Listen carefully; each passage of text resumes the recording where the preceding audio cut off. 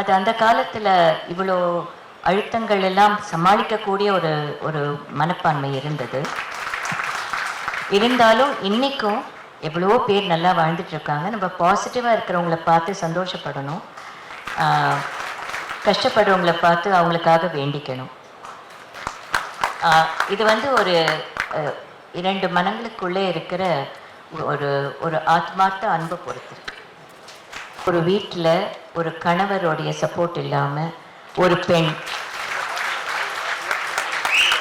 எதையுமே எடுத்து செய்ய முடியாது. பிரதர், சிஸ்டர், பிள்ளைகள், கிராண்ட் சில்ட்ரன், இவங்க எல்லாரும் நம்ம வீட்டில் இருக்கும்போது நம்மளுடைய தாட்ஸை கேட்டு நம்ம சொல்கிறத பங்கு கொண்டு அதில் பார்ட்டிசிபேட் பண்ணி அதில் நம்மளுக்கு ஊக்குவம் கொடுக்கறது இல்லாமல் நம்ம யாருமே எந்த இடத்துலையும் வேலை செய்ய முடியாது. அதற்கு முதல்ல என் கணவருக்கு நான் தலைவணங்கி நன்றி தெரிவிச்சுக்கிறேன். ஆக்சுவலாக என் மனசுக்கு மக்கள் மேடைன்றது நான் அவருக்கு செய்கிற அர்ப்பணிப்பு மாதிரி தான். ஏன்னா ஒவ்வொருத்தரும் நலனோடு இருக்கணும், ஊர் நல்லா இருக்கணும், மக்கள் நல்லா இருக்கணும்னு நினைக்கிற ஒரு மனசு எனக்கு நல்லா தெரியும். என்னோட முயற்சிகள் எல்லாமே நான் அவருக்கு அர்ப்பணிக்கிறேன். 234 தொகுதியை மென்ஷன் பண்ணீங்க. இந்த மக்கள் மேடை அரசியல் மேடைக்கு பயன்படுத்தப்படுவீங்களா? அரசியல் மேடையில் பிரச்சாரம் பண்ணுவீங்களா? எல்லா அரசியலே தவறாக புரிஞ்சுக்கிறாங்க எல்லாரும். நம்ம ஊரில் டெமோக்ரஸின்றதுல ஒரு பக்கம் ராஜ்யம், ஒரு பக்கம் மக்கள். மக்கள் எல்லாம் ஒன்றா இருந்து மக்கள் சக்தியாக இருக்கும்போது இந்த நாடு இன்னும் சுபிட்சம் அடையும், நாடு நல்லா மேம்படும். நாங்கள் மக்கள் சைடில் இருக்கோம், மக்கள் சக்தியாக இருக்க விரும்புகிறோம். மீடியாவுக்கும் ப்ரெஸ்ஸுக்கும் முதல்ல நன்றி. Thank you very much. Last year Bharata சேவாக்கும் நீங்கள் வந்தீங்க, பாரத் மார்க்கெட்டுக்கும் வந்தீங்க, பீஸ் ஃபார் சில்ட்ரன் ஆரம்பிக்கும் போதும் குழந்தைங்களுக்காக நான் செய்கிற காரியங்கள் எல்லாம் நீங்கள் எடுத்துக்கொண்டு மக்கள்கிட்ட சேர்த்தீங்க. மீண்டும் எங்களுடன் துணை இருந்து இந்த மக்கள் மூமெண்ட்டுக்காக நீங்களும் எங்கள் கூட இருந்து நீங்களும் ஒரு சிட்டிசன் எங்களோட ட்ராவல் பண்ணணும். நீங்கள் கேட்க வேண்டிய கேள்விகளுக்கு இப்போ நான் பதில் அளிக்கிறேன். ஹலோ மேடம், ஃபர்ஸ்ட் இயரை நீங்கள் கம்ப்ளீட் பண்ணியிருக்கீங்க. இது அடுத்தடுத்து எந்தெந்த மாதிரியான ஸ்டெப்ஸை நீங்கள் முன்னெடுத்துக்க போகிறீங்க மேடம்? பாரத சேவாவை ஆரம்பித்தது தான் இன்னைக்கு ஒரு லொக்காலிட்டிலையும் மக்கள் மேடையாக கொண்டு போகிறோம். இந்த ஒரு வருஷத்தில் அந்தந்த இடத்துல குழு இருந்தால் தான் அந்தந்த காரியங்களை செய்ய முடியும், ஊர் நலனுக்கு வேலை செய்ய முடியும்ன்றதுனால 234 தொகுதிகளாக இருக்கிற தமிழ்நாட்டிற்கும் 42 மாவட்டங்களாக இருக்கிற தமிழ்நாட்டிற்கும் எல்லா ஊர்களிலும் கிராமம் வரைக்கும் நம்ம மெம்பர்ஸ், நம்ம குழுக்கள் வேலை செய்து ஒரு நெட்வொர்க், அப்படி நெட்வொர்க் ஹெட் ஆஃபீஸ் வரைக்கும் எல்லாம் தெரிவிக்கிறதுக்கும் நல்ல காரியங்கள் பண்ணுவதற்கும் தான் இவங்க காவலர்கள், பாதுகாவலர்கள், நிர்வாகிகள், பொறுப்பாளர்கள், அக்கௌண்டபிலிட்டின்னு சொல்லுவோம் இங்கிலீஷில். அந்தந்த ஊருக்கு ஒரு அக்கௌண்டபிலிட்டி. நம்மளும் இந்த ஊரில் ஒருத்தர், மக்களோட மக்களாக நாம் எனக்கு என்னன்னு நம்ம போகிற காலம் இல்லை இது. இன்றைக்கி நம்மளுக்கு என்ன அப்ளை ஆகுதோ அதே தான் இன்னொருத்தருக்கும் அப்ளை ஆக போகுது. ஸோ எல்லாரும் ஒற்றுமையாக இருந்து ஒரு ஊரை எப்படி உன்னதமாக வைத்து கொள்ளணும், ஒரு ஊருக்காக எப்படி செய்ய வேண்டும் என்று ஈச் அண்ட் எவ்ரி பர்சன் இதில் உழைக்கணுன்றதுக்காக தான், அந்த spirit of nationality and nativity இருக்கணுன்றதுக்கு தான் இது முக்கியமாக எடுக்கிற முயற்சி. மேடம், இப்போ உங்களோட வாலண்டியர்ஸ் ஒவ்வொரு மாவட்டங்களையும் சேர்ந்துருக்காங்க. அடுத்தடுத்து யங்ஸ்டர்ஸ் இவங்கெல்லாம் வாலண்டியர்ஸாக செய்கிறதுக்கு எந்த மாதிரியான பிளாட்ஃபார்ம்ஸை நீங்கள் இது பண்ணுறீங்க? மக்கள் மேடையிலே டிவிஷன்ஸ் இருக்குப்பா. லாயர்ஸ் சேரலாம், ஐஏஎஸ் சேரலாம், ஐபிஎஸ் சேரலாம், teachers, retired head masters, village officers, கார்பரேஷன்லேயே ரிட்டையர் ஆனவங்க, முனிசிபாலிட்டிலேருந்து ரிட்டையர்ட் ஸ்டூடெண்ட்ஸ், யாராக இருந்தாலும் அவங்கவுங்களுக்கு சேவை மனப்பான்மை. நம்மளும் நம்ம வாழ்க்கையில் நம்ம ஊருக்காக நம்ம நாட்டுக்காக ஏதோ செய்யணும்னு நினைக்கிற எல்லாருமே அந்தந்த விங்கு கடியில் வந்துடுவாங்க. மக்களோட lawyers wing, students wing, ladies wing எல்லாம் அந்தந்த விங்கு கடியில் வந்துடுவாங்க. நாங்கள் ஒரு அட்ரெஸும் ஒரு இமெயில் ஐடியும் ஒரு கான்டாக்ட் பாயிண்ட்டும் கொடுத்துருக்கோம். எங்கள் வாலண்டியர்ஸும் அந்தந்த ஊரில் இருப்பாங்க, மெம்பர்ஸ் இருப்பாங்க. அவங்கள தொடர்பு கொண்டு இது ஒரு ஸ்தாபனமாக தமிழ்நாடு ஃபுல்லாக கொண்டு போகிறது மெம்பர்ஸோட இன்னும் அப்போ இந்த நடந்து கொண்டு இருக்கிறது. யாராக இருந்தாலும் எங்களை தொடர்பு கொள்ளலாம்.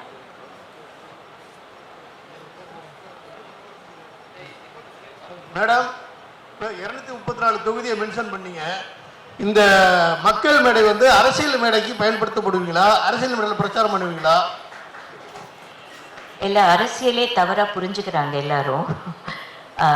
நம்ம ஊரில் டெமோக்ரஸின்றதுல ஒரு பக்கம் ராஜ்யம், ஒரு பக்கம் மக்கள்.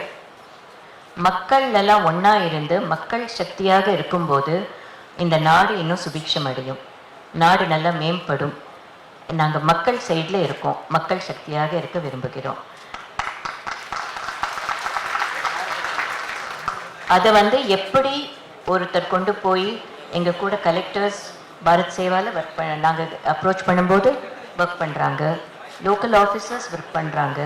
இதெல்லாம் சேர்ந்து பார்க்கும்பொழுது மக்கள் சைட்லேருந்து ஒவ்வொரு ஊர்லேயும் தலைமை பொறுப்போடு இருக்கிற நிறைய மெம்பர்ஸ் இருக்காங்க.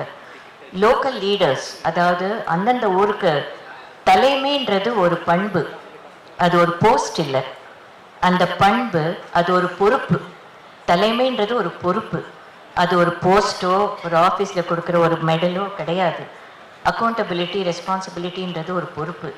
அந்தந்த ஊர் தலைவர்கள் உருவாவாங்க. அந்தந்த லொக்காலிட்டிக்கு தலைமை ஏற்று வேலை செய்யக்கூடிய லீடர்ஷிப் குவாலிட்டிஸ் எல்லாருக்கும் வரணுன்றதுக்காக தான் மக்கள் மேடையை அந்தந்த ஊரில் அந்தந்த இடத்துல ஸ்டார்ட் பண்ணுறோம். மேடம், ட்ரூ நியூஸ் சார்பாக ஒரு கேள்வி மேடம். என்னங்க? ட்ரூ நியூஸ் சார்பாக ஒரு கேள்வி. இப்போ நம்ம சகோதரர் ஒருத்தர் காஞ்சிபுரத்தில் பசுமாடுகள்லாம் காப்பாற்றி சில சாட்சிகள் சொன்னார். மிகவும் சந்தோஷமா இருக்குது. ஆனால் இந்த சென்னையில் பார்த்தீங்க வச்சிங்களேன், எந்த இடத்துல போனாலும் நம்ம ரோட்டில் பசுமாடுகள் ஆகாரம் இல்லாமல் குப்பை தொட்டிகளில் போய் சாப்பிட்டு சில நேரத்தில் அந்த பசுமாடுகளும் இறந்து போகுது, சில கன்றுக்குட்டிகளும் இறந்து போகுது. அதே நேரத்தில் மெயின் ரோட்டில் பார்த்தீங்கன்னா வாகனங்கள் இடித்து அது இறந்து போகுது பசுமாடுகள். இப்போ உங்களுடைய பாரத் சேவா மற்றும் மக்கள் மேடை சார்பாக, உங்கள் இயக்கத்தின் சார்பாக இந்த மாடுகளுக்கு நீங்கள் ஏதாவது உதவிகள் செய்வீங்களா? கண்டிப்பாக அந்த லொக்காலிட்டியில் வேலை செய்கிற மக்கள் மேடை முயற்சிகள் எடுக்கணும். அதுக்கு தான் தனிப்பட்ட முறையில் வருத்தப்பட முடியும், ஆனால் வேலை செய்து போய் எனக்கு செய்யணும்னு தெரியாது. கூட்டமாக குழுவாக மக்கள் ஒன்றோடு ஒன்று சேர்ந்தா நம்ம எதை வேண்டான்னு நினைக்கிறோமோ அதை நடக்காமல் பார்த்துக்க வேண்டியது நம்ம கடமை. நம்ம எதை அலோவ் பண்ணுறோமோ அது நடந்துக்கிட்டே போகுது.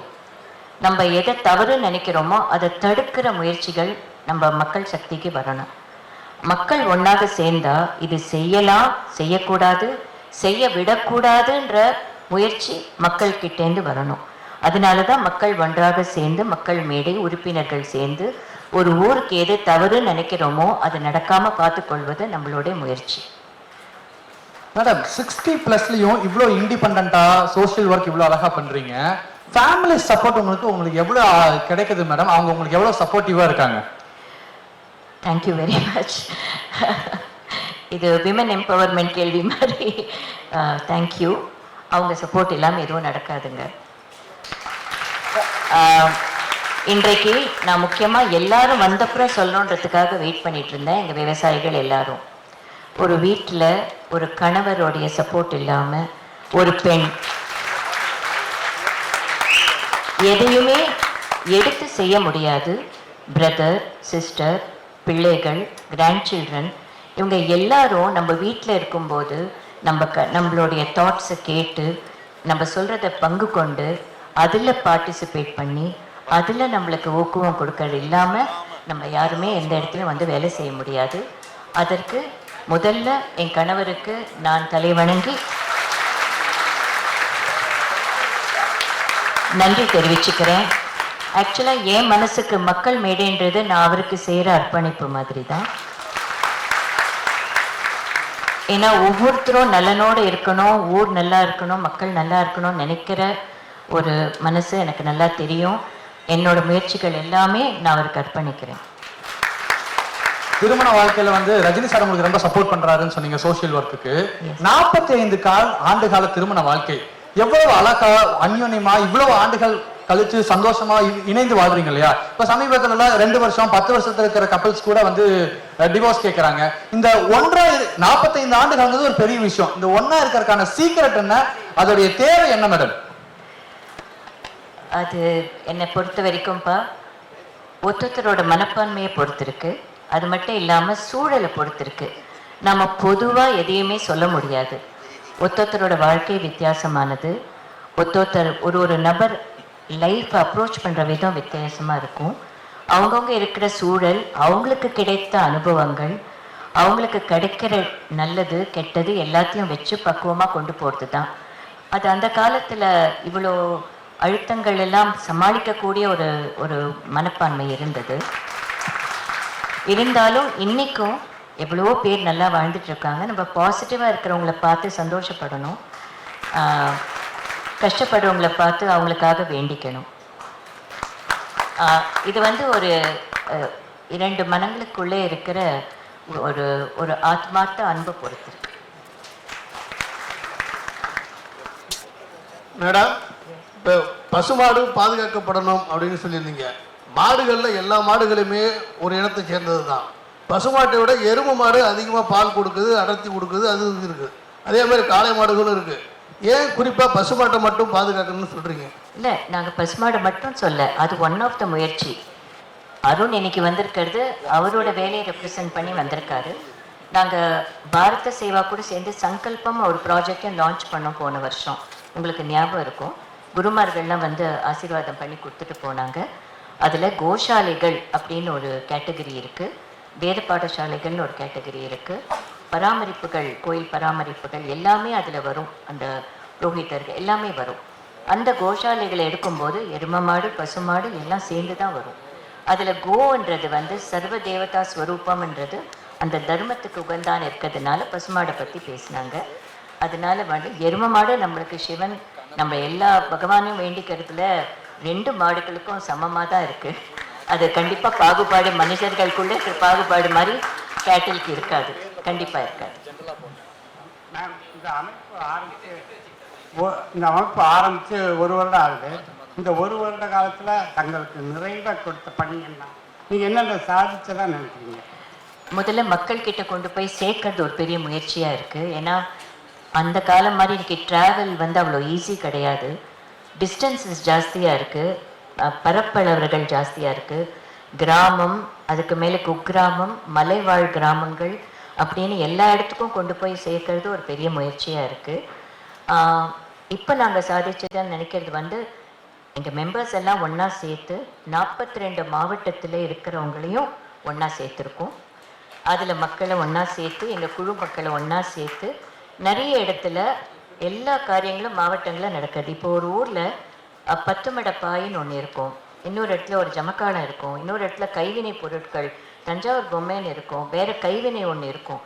அதை விசாரிக்கும் போது இதுதான் இந்த பொருளை பண்ணுற கடைசி குடும்பம் அப்படின்னு சொல்லும்போது நம்ம மனசு ரொம்ப வலிக்கும். ஏன்னா இந்தியாவில் நம்ம பாரம்பரிய பொருட்கள், இது ஒரு ரிச் எக்கானமியாக இருந்த ஒரு கண்ட்ரி. நம்ம யார்கிட்டையும் எதுக்காகவும் போகல, யாரோடையும் நம்ம வார் தொடர்பு கொள்ளலை, வந்தவங்களை எல்லாரும் வரவேற்ற நாடு இது. அதில் ஒவ்வொரு ஊர்லேயும் பெரிய அடையாளங்கள் நம்மளுக்கு இருக்குது. லொக்கேஷன் வைஸ் அடையாளம் இருக்குது, பொருள் வைஸ் அடையாளங்கள் இருக்குது, கைவினையில் அடையாளங்கள் இருக்குது. இதெல்லாம் ஒரு ஊரில் என்னென்ன இருக்குதுன்னு நாங்கள் இப்போ டிஸ்கவர் பண்ணி அதெல்லாம் சாகக்கூடாதுன்ற முயற்சியில் இறங்கியிருக்கோம். அதுக்கு தான் பாரத் மார்க்கெட்டை கொடுத்துருக்கோம். மற்றபடி லோக்கல் அடையாளங்கள், ஒவ்வொரு ஊரில் உங்களுக்கு ஏதோ ஒரு பெருமை இருக்குது, அந்த பெருமையான அடையாளங்கள் போயிடக்கூடாது. அதை மக்கள் தான் பாதுகாக்கணும். ஒரு மெமரி இருக்கும், ஒரு ஹிஸ்ட்ரி இருக்கும், இல்லை ஒரு மித்தாலஜி இருக்கும், ஏதோ ஒன்று இருக்கும். அந்த அடையாளங்கள் சாகாமல் இருக்கிறது. நம்ம வெளிநாடு போய் பார்த்தீங்கன்னா சின்ன விஷயத்தை கூட பெருசாக காட்டி எத்தனையோ டூரிஸ்ட் அதை பார்த்துட்டு போவாங்க. நம்ம ஊரில் ரொட்டி எவ்வளவோ கலாச்சார பொருட்கள் நம்ம ஊரில் இருக்குது, ஒவ்வொரு ஊரில் இருக்குது. இப்போ நாங்கள் கேட்குறது என்னென்னா, இப்போ திருவண்ணாமலைன்னு எடுத்தா, தஞ்சாவூர்னு எடுத்தா, எங்கள் மக்கள் மேடை குழு அந்த ஊருக்கு இருக்கிற எல்லா பெருமைகளையும் அவங்க காப்பாற்றணும். அந்த பெருமைகளை காப்பாற்றி அடுத்த சமுதாயத்துக்கு கொண்டு போய் சேர்க்கணும். அது மட்டும் இல்லாமல் அந்த ஊர், எல்லா ஊரும் பளிச்சுன்னு இருக்கணும், நம்ம தெருக்கள் நல்லா இருக்கணும், நம்ம வாழற பில்டிங்ஸ்லேருந்து நம்ம குழந்தைங்க நடக்கிற தெருக்கள்லேருந்து நல்லா இருக்கணும். எந்த இடத்துலையும் ஆழ்கிணறுல இன்னும் குழந்தைங்க விழுந்ததுன்னு சொல்லக்கூடாது. ஒன்றும் இல்லை, தெருநாய்க்கள் பிரச்சனைன்னு ஒன்று எடுத்துக்கிட்டால் டெய்லி ஒரு கதை வருது. அதுக்கெல்லாம் அதுக்கு ஒரு வழி இருக்கும். அதை கண்டுபிடிச்சு அது என்ன பண்ணணும் அப்படின்றத குழந்தைங்க பாதுகாப்பாக தைரியமாக, என்னைக்கு குழந்தைங்க ஒரு நாட்டில் தைரியமாக சிரிப்போடு இருக்காங்களோ அந்த நாடு தான் சுபிக்ஷமாக இருக்குன்னு அர்த்தம். மேடம், நாளைக்கு மகளிர் தின விழா. ஒரு சக்சஸ்ஃபுல் உமனா, மதரா, ஒய்ஃபா மற்ற பெண்களுக்கு நீங்க என்ன சொல்ல விரும்புறீங்க? எத்தனையோ பெண்கள் வெளியில தெரியாம எவ்வளவோ நல்ல காரியங்கள் பண்ணிட்டு இருக்காங்க. வெளியில தெரியாமையே அவங்கவுங்க சந்தோஷமா வயதானாலும் சரி, ஒரு பிளாட்ஃபார்ம்ல ஒரு பூ விற்கிற ஒரு வயசான கிழவியிலிருந்து கிராமத்தில் இருக்கிற பெரிய பெரிய காரியங்களை பண்ணிட்டு சத்தமில்லாம பண்ணிட்டு இருக்காங்க. அத்தனை விமனுக்கும் என்னுடைய தலைவணங்குறேன். எல்லாரும் பெண்கள் தங்கள் திறமைகளை வெளியில கொண்டு வந்து செய்யறதுக்கு எல்லாருக்கும் கடவுள் அவங்களுக்கு சக்தியை கொடுக்கணும்னு நான் வேண்டிக்கிறேன். Thank you very much. God plus.